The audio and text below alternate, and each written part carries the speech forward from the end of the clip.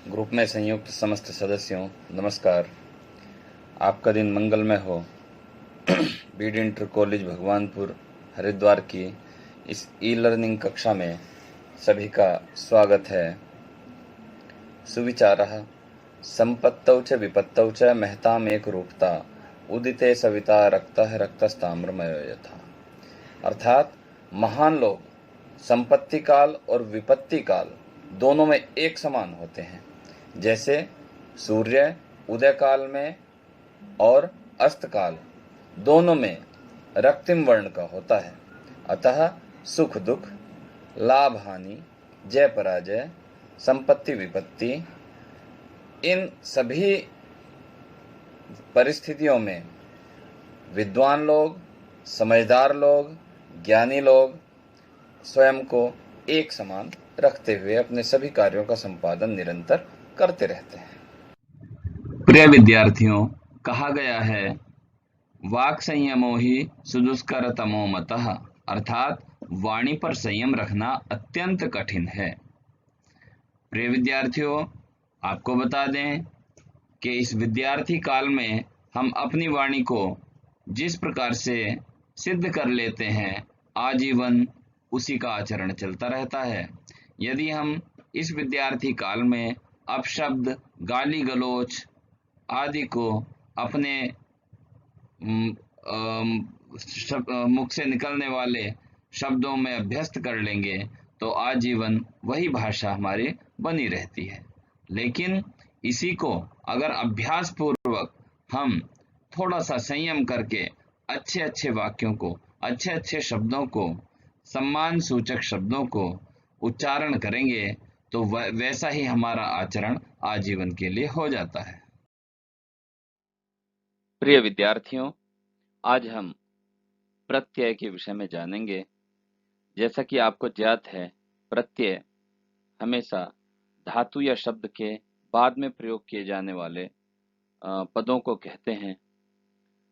उनसे मिलकर ही शब्द या अर्थ, शब्द या धातु या क्रिया अपने अर्थ को प्रकट करने में सक्षम होती है। प्रत्यय शब्द की संरचना देखते हैं। प्रति धन अय प्लस घय। प्रति होता है उपसर्ग, अय गतौ, अय गति अर्थ वाली धातु है तथा घय प्रत्यय है। इस प्रकार से प्रत्यय शब्द बनता है। यहाँ पर प्रति उपसर्ग पूर्वक अय धातु में घय प्रत्यय का योग हुआ है। किसी भी धातु या शब्द के पश्चात जुड़ने वाले शब्दांशों को प्रत्यय कहा जाता है। प्रत्यय मुख्य रूप से कृत, तद्धित और स्त्री प्रत्यय, इन तीन वर्गों को हम समझेंगे। धातु में जुड़ने वाले प्रत्ययों को कृत प्रत्यय कहते हैं। ये प्रत्यय तिंग प्रत्ययों से भिन्न होते हैं। जैसे गम प्लस क्त्वा, गत्वा, जा करके।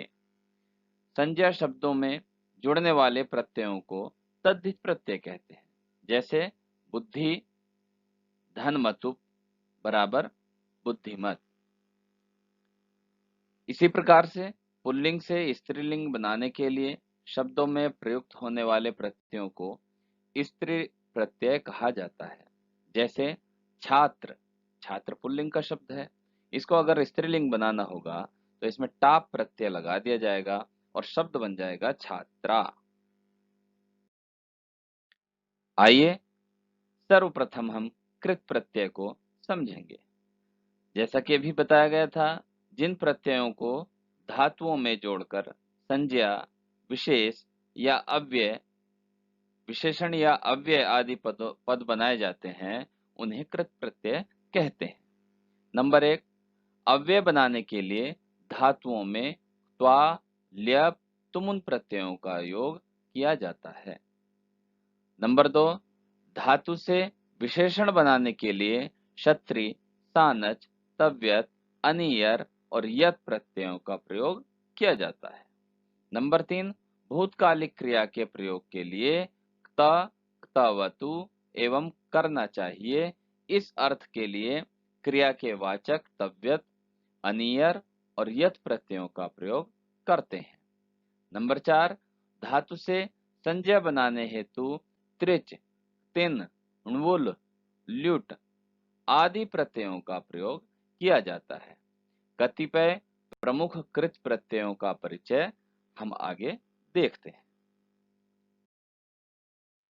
प्यारे बच्चों, आज हम पढ़ेंगे भूतकालिक क्ता और क्तावतु, दो प्रत्ययों को पढ़ेंगे। क्ता, क्तावतु, निष्ठा, इन दोनों प्रत्ययों को निष्ठा प्रत्यय भी कहा जाता है। क्ता का ता शेष बचता है और क्तावतु का वत शेष बचता है। कहने का तात्पर्य है आधा का और तू का आ, इन तू का उ, इनका लोप हो जाता है, तो इस तरह से क्ता में केवल ता बचता है और क्तावतु में केवल वत बचता है। भूतकालिक क्रिया के अर्थ में धातु से क्ता एवं क्तावतु प्रत्यय का योग किया जाता है। क्ता प्रत्यय सकर्मक धातुओं से कर्म अर्थ में, अकर्मक धातुओं से भाव अर्थ में तथा क्तावतु प्रत्यय कर्ता अर्थ में होता है। गत्यर्थक तथा अकर्मक धातुओं से कर्ता अर्थ में क्ता प्रत्यय होता है। कुछ धातुओं के क्ता, क्तावतु प्रत्यय युक्त पद निम्नलिखित हैं। आइए अध्ययन करते हैं क्ता प्रत्ययांत शब्दों का। जैसा कि स्पष्ट ज्ञात है कि प्रथम स्तंभ में धातु और प्रत्यय दोनों को रखा गया है। द्वितीय स्तंभ में पुल्लिंग के शब्द हैं। तृतीय स्तंभ में उसी प्रत्यय अर्थात क्ता प्रत्यय से लग करके स्त्री प्रत्यय में, स्त्री लिंग में शब्द क्या बनेगा उसको रखा गया है। और तृतीय चतुर्थ स्तंभ में नपुंसक लिंग के शब्दों को रखा गया है। गम माने जाना, क्रिय माने करना, पा माने पाना, श्रो माने सुनना, क्रिय माने खरीदना और भक्ष माने खाना। इनमें क्ता प्रत्यय का प्रयोग किया गया। लेकिन जब पुल्लिंग शब्द बना, जब हम उसको पुल्लिंग में प्रयोग करेंगे तो बनेगा गतः, स्त्रीलिंग के लिए बनेगा गता और नपुंसक के लिए बनेगा गतम। ऐसे कृतः, कृता, कृतम। ऐसे पा धन क्ता, पीतः, पीता, पीतम। ऐसे श्रु धन क्ता, श्रुतः, श्रुता, श्रुतम। क्री धन क्ता, क्रीतः, क्रीता, क्रीतम। भक्ष धन क्ता, भक्षितः, भक्षिता, भक्षितम। इष धन क्ता, इष्टः, इष्टा, इष्टम। सेव धन क्ता, सेवितः, सेविता, सेवितम। दृश धन क्ता, दृष्टः, दृष्टा, दृष्टम। त्रस धन क्ता, त्रस्तः, त्रस्ता, त्रस्तम। आइए अध्ययन करते हैं क्तावतु प्रत्यय युक्त शब्दों का। यथावत है, प्रथम स्तंभ में धातु और प्रत्यय को दोनों को लिखा गया है। द्वितीय स्तंभ में पुल्लिंग शब्द लिखे गए हैं। तृतीय स्तंभ में स्त्रीलिंग और चतुर्थ स्तंभ में नपुंसक लिंगों को रखा गया है। गम धन क्तावतु, गतवान, गतवती, गतवत। क्री धन क्तावतु, क्रीतवान, क्रीतवती, क्रीतवत। पा धन क्तावतु, पीतवान, पीतवती, पीतवत। श्रु धन क्तावतु, श्रुतवान, श्रुतवती, श्रुतवत। क्री धन क्तावतु, क्रीतवान, क्रीतवती, क्रीतवत। भक्ष क्तावतु, भक्षितवान, भक्षितवती, भक्षितवत। ईषधन्क्तवतु, इष्टवान्, इष्टवती, इष्टवत्। दृष्टधन्क्तवतु, दृष्टवान्, दृष्टवती, दृष्टवत्। क्षिप्तवतु, क्षिप्तवान्, क्षिप्तवती, क्षिप्तवत्। ग्रहक्तवतु, गृहीतवान्, गृहीतवती, गृहीतवत्। चिन्तधन्क्तवतु, चिन्तितवान्, चिन्तितवती, चिन्तितवत्। चुर, चुराना, चुर धन्क्तवतु, चोरितवान्, चोरितवती, चोरितवत्। ज्या, जानना, ज्या धन्क्तवतु, ज्ञातवान्, ज्ञातवती, ज्ञातवत्। प्यारे विद्यार्थियों, क्तवतु प्रत्ययांत शब्दों के रूप भी तीनों लिंगों में चलते हैं। भूतकाल की क्रिया के लिए क्तवतु प्रत्ययों के प्रयोग का छात्रोपयोगी लाभ यह होता है कि वाक्य में क्रिया को पुरुष के अनुसार नहीं बदलना पड़ता। यथा, जैसे रामः अगच्छत्, रामः गतवान्, रमा अगच्छत्, रमा गतवती, अहम अगच्छम्, अहम गतवान् या गतवती, त्वम अगच्छः, त्वम गतवान्, गतवती। यहाँ पर स्पष्ट हो रहा है कि केवल गतवान और गतवती से हमारा काम चल रहा है। अगर तवतु प्रत्यय न किया जाए तो त्वम के साथ मध्यम पुरुष की क्रिया का प्रयोग किया जाएगा, गच्छसि या अगच्छत, या भविष्यत काल में भविष्यति, गमिष्यति, और भविष्यत काल मध्यम पुरुष में भविष्यसि, गमिष्यसि आदि।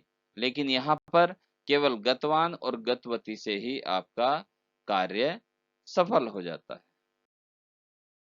प्यारे बच्चों, तवतु प्रत्ययांत शब्दों के रूप पुल्लिंग में भवत, स्त्रीलिंग में नदी और नपुंसक लिंग में जगत के समान चलते हैं। पुल्लिंग में गतवान, गतवन्तौ, गतवन्तः, स्त्रीलिंग में गतवती, गतवत्यौ, गतवत्यः, और नपुंसक लिंग में गतवत, गतवती, गतवन्ती इत्यादि प्रकार से सभी विभक्तियों में चलेंगे। उदाहरण देखते हैं। छात्रः गतवान्, छात्रा गतवती, मित्रं गतवत्, छात्रौ गतवन्तौ, छात्रे गतवत्यौ, मित्रे गतवती, बाला गतवन्तः, बालिका गतवत्यः, मित्राणि गतवन्ति।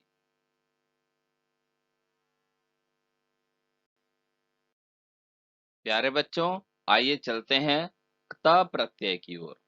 क्त प्रत्यय युक्त क्रिया के प्रयोग में अर्थात कर्मवाच्य में कर्ता तृतीयांत अर्थात तृतीया विभक्ति तथा कर्म प्रथमांत कर्म प्रथमा विभक्ति होता है। क्रिया के लिंग वचन भी कर्म के अनुसार होते हैं। यथा रामेण घटः पूरिता, राम के द्वारा घट पूरा किया गया। रामेण कौन सी विभक्ति है? तृतीय विभक्ति। कर्ता में तृतीय विभक्ति, घटः कर्म, और कौन सी विभक्ति है? प्रथमा विभक्ति। रमया घटः पूरितः, ऐसे ही रमा में तृतीया विभक्ति रमया। तेन पुस्तकम पठितम, उसके द्वारा पुस्तक पढ़ी गई। तेन, तेन कौन सी विभक्ति है? तत् शब्द की तृतीया विभक्ति। तया पुस्तकानि पठितानि, तया उसके द्वारा स्त्रीलिंग में है। मित्रेण भोजनम कृतम, मित्र के द्वारा भोजन किया गया। मित्रेण तृतीया विभक्ति।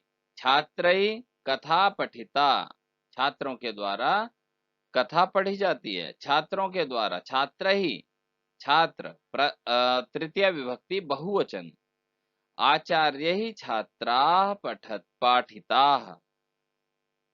यहाँ पर भी आचार्य ही में तृतीया विभक्ति का बहुवचन प्रयोग किया गया है। क्त प्रत्ययुक्त शब्दों का प्रयोग जब भूतकालिक विशेषण के रूप में होता है तब क्त प्रत्ययांत शब्द में लिंग, विभक्ति एवं वचन का प्रयोग विशेष्य के रूप के अनुसार होता है। जैसे छात्रः पठितं पाठं गृहे पुनः पुनः पठति, छात्रः कक्षायां पठितान् पाठान् गृहे स्मरति। अब देखिए, पठितम पाठम, पठितान पाठान, इस प्रकार से किया गया है। बालः पठिताम हास्य कथाम स्मृत्वा हसति, आचार्यः पठितानां पाठानां पुनरावृत्तिम कर्तुम कथयति।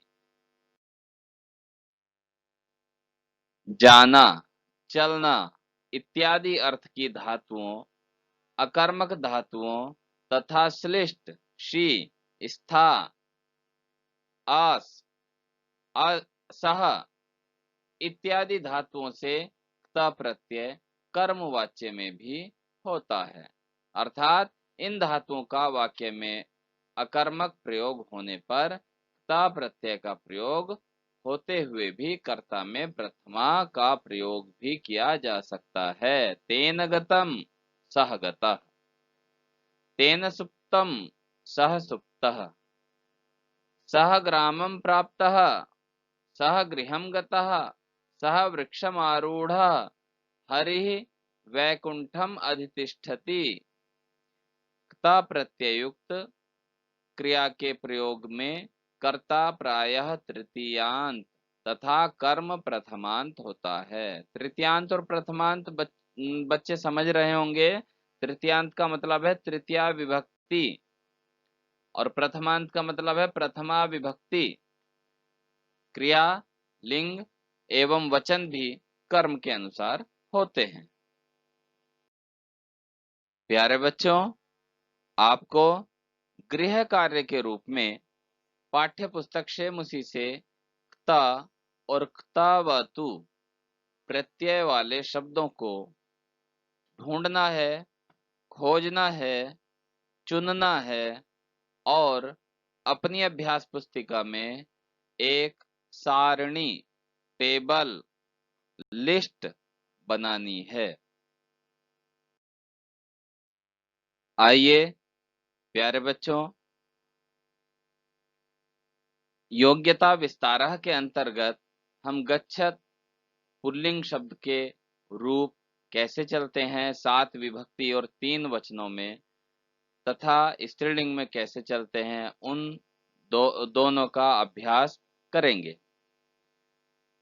आपको विदित है प्रथम स्तंभ में विभक्ति प्रयोग किया गया है, द्वितीय में एक वचन, तृतीय स्तंभ में द्विवचन और चतुर्थ स्तंभ में बहुवचन।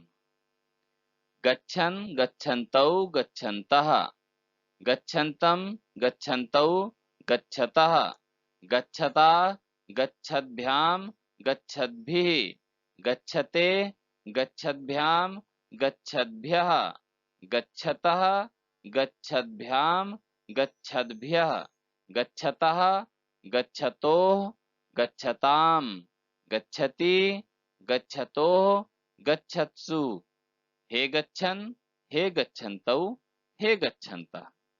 आपको पता है प्रथमा विभक्ति कर्ता में प्रयोग होती है, द्वितीय विभक्ति के लिए द्वितीय विभक्ति कर्म के लिए प्रयोग होती है। ऐसे ही क्रमेण तृतीय विभक्ति करण, चतुर्थी संप्रदान, पंचमी अपादान, षष्ठी संबंध, सप्तमी अधिकरण और संबोधन।